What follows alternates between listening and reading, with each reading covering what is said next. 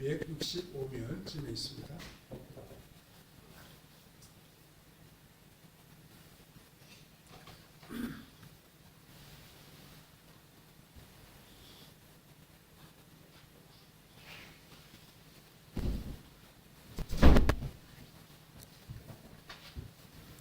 고린도전서 2장 6절에서 11절 함께 말씀을 읽도록 하겠습니다. 그러나 우리가 온전한 자들 중에서는 지혜를 말하니 이는 이 세상의 지혜가 아니요 또 이 세상에서 없어질 통치자들의 지혜도 아니요 오직 은밀한 가운데 있는 하나님의 지혜를 말하는 것으로서 곧 감추어졌던 것인데 하나님이 우리의 영광을 위하여 만세전에 미리 정하신 것이라. 이 지혜는 이 시대의 통치자들이 한 사람도 알지 못하였나니 만일 알았더라면 영광의 주를 십자가에 못 박지 아니하였으리라. 기록된 바 하나님이 자기를 사랑하는 자들을 위하여 미리 하신 모든 것은 눈으로 보지 못하고 귀로 듣지 못하고 사람의 마음으로 생각하지도 못하였다 함과 같으니라. 오직 하나님이 성령으로 이것을 우리에게 보이셨으니 성령은 모든 것 하나님의 깊은 것까지도 통달하시느니라. 사람의 일을 사람의 속에 있는 영 외에 누가 알리요. 이와 같이 하나님의 일도 하나님의 영 외에는 아무도 알지 못하느니라. 아멘. 거기까지 했습니다. 예, 오늘은 세상의 지혜와 하나님의 지혜라고 하는 제목으로 잠시 말씀을 생각해 보겠습니다. 지혜와 지식에 관한 여러 가지 가르침들이 있습니다. 문자가 남겨진 이래로 우리는 옛사람들이 남겨준 기록을 통해 지식을 얻으며 그들의 지혜를 배워갈 수 있습니다. 그 지식과 지혜들은 우리의 삶을 부유하게 만듭니다. 또한 우리가 무슨 결정을 하고 판단을 내릴 때 좋은 참고가 될 수 있습니다. 그렇기 때문에 우리가 공부를 하는 것이고 또 될 수 있으면 많은 책을 읽으려고 노력을 하고 있기도 합니다. 그렇기 때문에 우리가 자기 개발에 힘을 쓰고 합니다. 그런데 그렇게 하지 못하고 쓸데없는 시간을 보내는 것은 우리의 인생을 낭비하는 것이라고 말할 수 있습니다. 우리가 새해를 맞이할 때마다 어떤 말을 하게 됩니까? 참 시간이 빨리 흐르는구나. 참 세월이 빠르구나. 이렇게를 말을 하고 있습니다. 그렇지만 그렇게만 느끼고 계속 우리 삶에 전혀 도움이 되지 않는 일에 시간을 보내는 것은 참으로 어리석은 일이라고 말할 수 있습니다. 나중에 나이가 들어 그때 우리 인생에 전혀 도움이 되지 않는 일에 젊은 날에 황금 같은 시간을 헛되게 보낸 것을 후회하게 될 수도 있습니다. 젊을 때 시간을 아껴서 공부를 하고 자신의 직업과 인생을 위해 여러 가지를 배우고 경험해야 합니다. 그래야 남은 우리의 삶을 더욱 부유하고 보람있게 맞이할 수 있습니다. 우리는 오늘의 본문을 통해 세상의 지혜는 어떤 것이며 하나님의 지혜는 무엇인지 깨달아야 합니다. 그래서 하나님의 지혜를 잘 배워 우리 삶을 부유하고 아름답게 가꾸어 가야 합니다. 첫 번째로 세상의 지혜와 하나님의 지혜가 있습니다. 고린도에 사는 사람들은 지혜에 대하여 관심이 많았습니다. 이 사람들은 이 땅을 살아갈 때 제일 중요한 것이 지식이나 지혜라고 여겼습니다. 오늘 본문에서 지혜라고 하는 것은 어떤 깨우침을 의미합니다. 어떠한 지식의 체계를 가지고 있기 때문에 무식하지 않고 유식한 것을 지혜라고 했습니다. 고린도 사람들은 지혜가 있는 것을 아주 중요하게 생각했고 지혜 있는 사람들은 그 시대에 참으로 현명하게 살아갔고 말을 잘 하기도 했습니다. 말을 조리 있게 하기도 했습니다. 그리고 이러한 지혜를 가지는데 도움이 되지 않는 것은 잘 받아들이지를 아니했습니다. 6절에 보면 그러나 우리가 온전한 자들 중에서는 지혜를 말하노니 이는 이 세상의 지혜가 아니요 또 이 세상에서 없어질 통치자의 지혜도 아니요라고 말씀하고 있습니다. 여기서 온전한 자들이라고 한 것은 사도 바울이 하는 말을 듣는 사람들 가운데에서 그의 말을 알아듣는 사람들을 가리킵니다. 어떻게 똑같은 말을 하는데 어떤 사람들은 그 말을 알아듣고 어떤 사람들은 그 말을 알아듣지를 못하는 것입니까? 우리가 전문가가 되면서 하는 학술 발표회 같은 곳에 가보면 그들이 쓰는 전문 용어를 잘 우리가 모르기 때문에 알아듣지 못하는 그런 경우도 없지 않아 있습니다. 기본적인 용어들을 모르니까 그분들이 하는 말을 우리가 잘 이해하지 못하는 경우도 생겨나게 된다는 이야기입니다. 그러면 사도 바울의 말을 알아들을 수 있는 수준에 오른 그 온전한 자리란 누구를 가리키겠습니까? 바울은 온전한 자들이 누구인지 말하지 않고 지금 자신이 이야기하고 있는 그 지혜의 특징을 설명하고 있습니다. 이는 이 세상의 지혜가 아니요 또 이 세상에서 없어질 통치자의 지혜도 아니요 이렇게 말하고 있습니다. 여기서 중요한 것은 세상의 지혜가 무엇이며 없어질 통치자의 지혜가 무엇인지 라고 하는 점입니다. 아마도 이 세상의 지혜는 그 당시 그리스 사람들이 지혜라고 생각하는 어떤 지식의 체계를 의미하는 것 같습니다. 또 통치자의 지혜는 그 당시 왕이나 총독과 같은 사람들이 진리라고 받아들이는 것을 뜻하는 것으로 보입니다.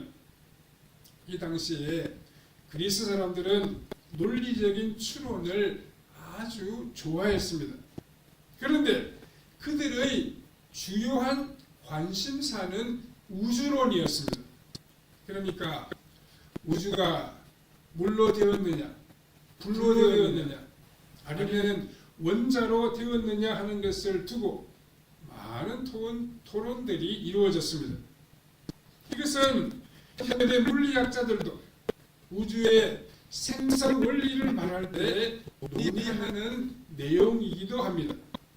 지금도 많은 사람들은 지구가 태양에서부터 떨어져 나왔다고 주장합니다. 그리고 우주는 점점 더 팽창하고 있다고 설명하는 사람들도 있습니다.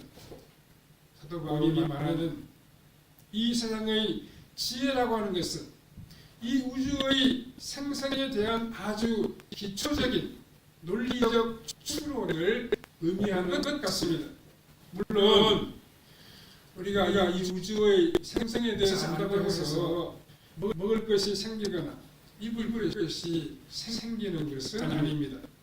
하지만 그리스 사람들은 이런 것을 논할 수 있는 능력을 가지고 있다라고 하는 사실을 아주 중요하게 생각했습니다. 여기에 로마의 통치자들의 지혜는 대단히 현실적인 것이었습니다. 그것을 어떻게 하면 인간이 모순을 벗어버리고 보다 완전한 삶을 살 수 있느냐라고 하는 인간 자체의 문제였습니다. 당시 스토아크는 그 완전한 삶을 자기 자신을 이기는 극기에서 찾았습니다.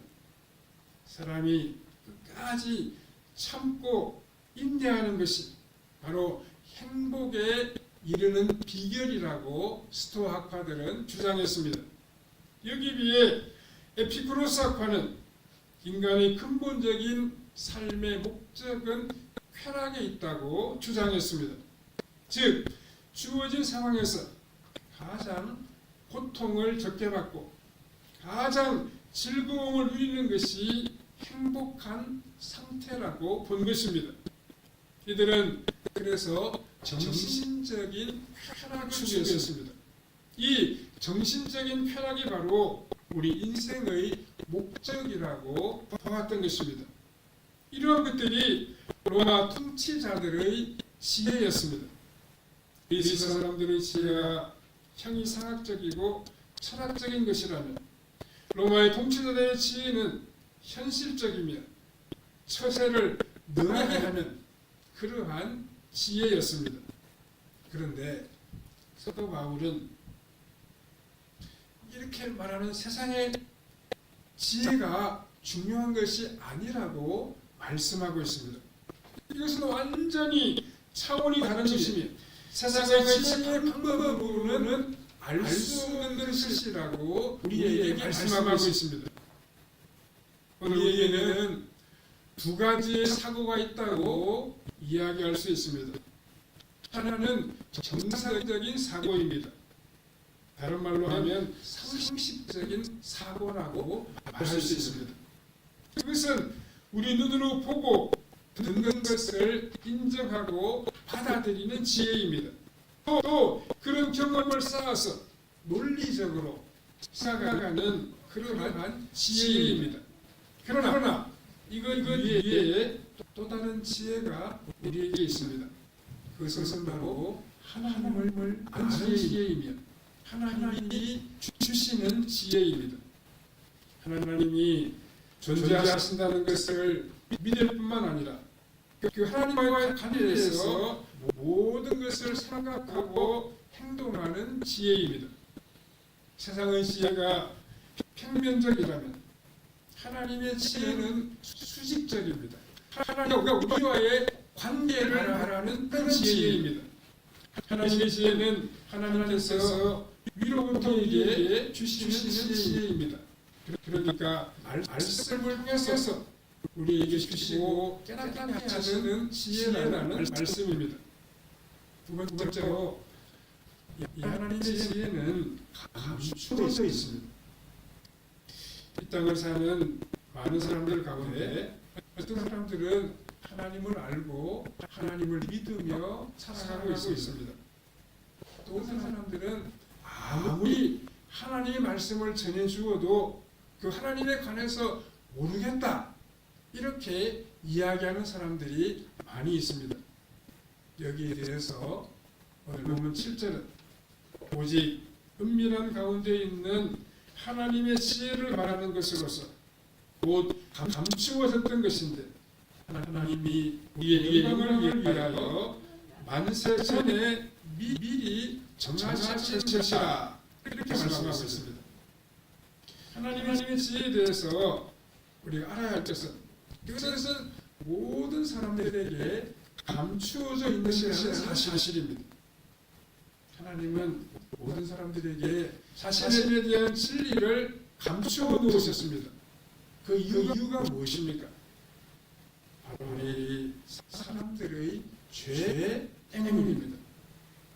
인간이 죄를 범했을 때 하나님께서는 우리에게서 하나님의 지혜를 거두어 가셨습니다. 하나님을 따라갈 수 있는 그 능력을 잃어버리게 만드셨다는 말씀입니다. 죄를 범한 그 이후부터 사람들은 오직 이 세상에 있는 것만을 생각하며 살아가게 되었습니다. 그런데 하나님께서는 우리 사람들을 영원히 무지한 상태에 머물러 있게 하지 아니하셨습니다. 하나님은 자신을 사람들에게 나타내고 드러내셨습니다. 어떤 방법으로 드러내셨습니까? 바로 계시로 드러내셨습니다. 계시라고 하는 것은 감추어져 있는 것을 나타내고 드러낸다는 그런 의미입니다. 본문 7절에서 감추어졌던 것인데 라고 하는 것은 커튼 같은 것으로 쳐져 있기 때문에 우리가 안을 들여다보지 못하는 그런 상태를 나타냅니다. 우리가 연극 공연장에 가면 연극이 시작되기 전에 어떤 모습을 보게 됩니까? 그 연극 무대 앞에 큰 커튼이 큰 말이 이렇게 쳐져 있습니다. 분명히 그 막 뒤에는 사람들이 오가는 것 같고 무엇인가 움직이는 것 같습니다. 우리가 그 막 뒤를 자세히 알 수가 없습니다. 막이 가리고 있기 때문에 관객들은 그저 머릿속으로만 상상할 수 있을 뿐입니다. 이런 것이 바로 감추어져 있는 것입니다. 하나님께서는 모든 사람들에게 비밀스러운 하나님의 뜻을 보여주지 아니하셨습니다. 그것은 오직 믿음으로 하나님께 나오는 사람들에게만 열어 보여주시는 것입니다. 하나님께 믿음으로 나오는 뜻은 무엇입니까? 우리는 모두 각자 인생의 길을 지금 걸어가고 있습니다. 모두 자기 나름대로의 지식을 따라 나름대로의 확신을 가지며 살아가고 있습니다. 그러다가 어느 날 자기 자신 안에 있는 모순된 모습을 보고 내가 생각한 것이 전부가 아니구나 라고 하는 사실을 깨닫는 사람이 있습니다. 이런 사람들이 바로 하나님 앞으로 믿음으로 나오게 되어 있습니다. 9절에 기록된 바 하나님의 자기를 사랑하는 자를 위하여 미리 하신 모든 것은 눈으로 보지 못하고 귀로 듣지 못하고 하나님의 마음으로 생각하지도 못하였다 함과 같으니라 라고 했습니다. 우리가 믿음으로 하나님을 바라보게 되는 것은 바로 이와 같은 과정을 통해서입니다. 우리가 듣고 보고 생각하는 그 이상의 세계가 우리에게 있다는 것입니다. 이때가 바로 우리가 믿음의 눈을 뜰 때입니다. 그러나 자신이 계속 옳고 자신이 스스로 만져 보고 마음으로 옳다고 생각하는 것만 받아들이는 사람에게는 결코 믿음의 눈이 떠지지가 아니하는 것입니다. 그래서 사람들 중에는 하나님을 아는 사람이 있는가 하면 머리가 좋고 세상에서 많이 배우고 여러 가지 경험을 다한 지혜로운 사람에도 불구하고 하나님에 대하여 무지한 사람들이 있습니다. 그런 사람들은 아직 그들의 생애에서 자신의 한계를 느낄 기회가 없었거나 아니면 있었다고 하더라도 그것에 대하여 정직하게 반응을 하지 않은 사람인 것입니다. 세 번째로 성령님의 도우심으로 우리가 하나님의 지혜를 알 수 있습니다. 많은 사람들은 하나님의 세계와 이 세상이 두 부분으로 나뉘어져 있다고 생각합니다. 이것은 사실입니다. 오늘 7절에서도 하나님의 지혜를 말씀하면서 그것은 감추어졌던 것이라고 표현하고 있습니다. 그런데 우리 인간이 하나님을 알고 하나님의 세계를 알게 된 것은 어떤 지식을 통해서가 아닙니다. 성령님이 주시는 지혜로만 하나님을 알 수 있고 하나님 앞으로 나아갈 수 있습니다. 10절에 보면 오직 하나님이 성령으로 이것을 우리에게 보이셨으니 성령은 모든 것, 곧 하나님의 깊은 것까지도 통달하시느니라 이렇게 말씀하고 있습니다. 우리 하나님을 아는 것은 어떤 특별한 사람을 통해서가 아닙니다. 세상의 학문을 통해서도 아닙니다. 성령님이 주시는 깨우침으로만 하나님을 알고 하나님을 믿을 수 있습니다. 물론 고린도 사람들 가운데서는 성령이라고 하는 말 자체를 처음 듣는 사람도 있었을 것입니다. 그래서 바울은 한 번 더 설명을 추가하여 하고 있습니다. 7절에 사람의 일을 사람의 속에 있는 영 외에 누가 알리요?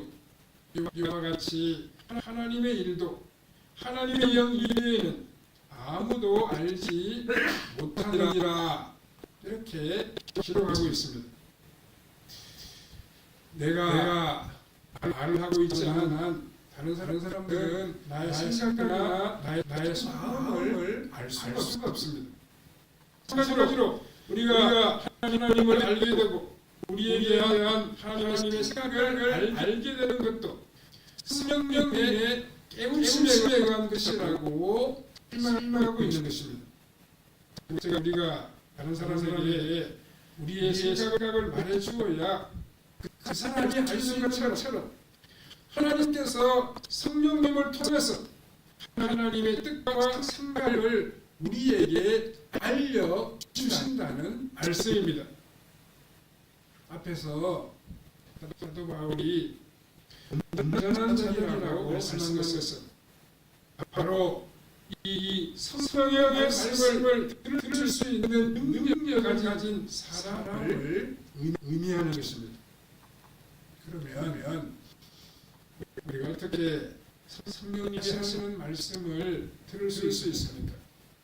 그 과정은 우리가 전혀 알지 못합니다.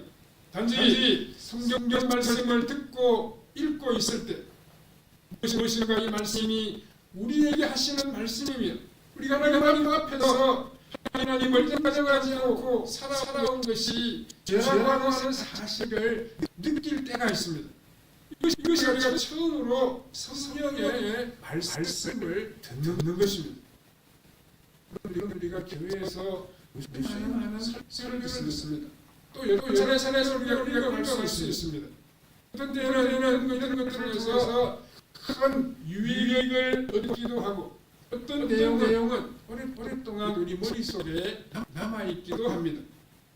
그러나 우리가 하나님 앞에서 죄인이면 엄청나게 이기적인 사람이라고 하는 사실을 느끼지 못할 때 아직 우리는 성령의 말씀을 듣지 못한 것입니다.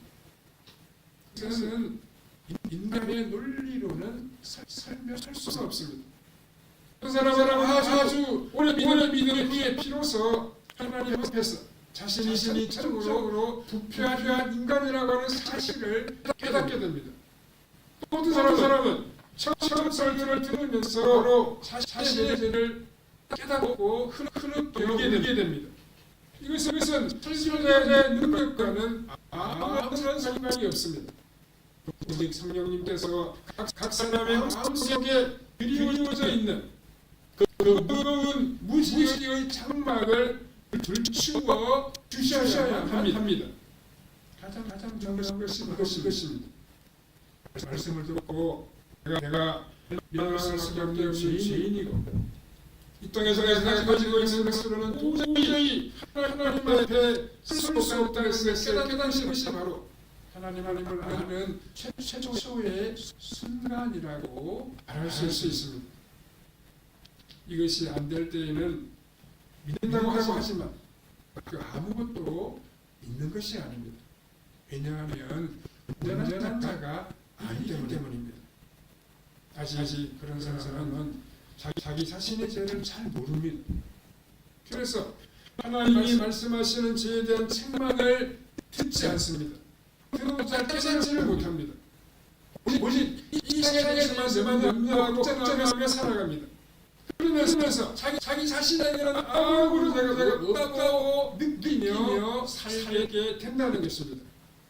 그런 사람들이 고린도 교회 안에서도 많이 있었던 것 같습니다. 어떻게 해야 그런 사람들을 변화시키고 처리할 수 있겠습니까? 그것은 오직 복음밖에 없습니다. 그리고 성령께서 그들의 마음을 열어주셔야 합니다. 어떤 사람이 바울이 말하는 온전한 사람입니까? 바로 하나님과의 관계에서 자신의 문제를 생각할 수 있는 사람입니다.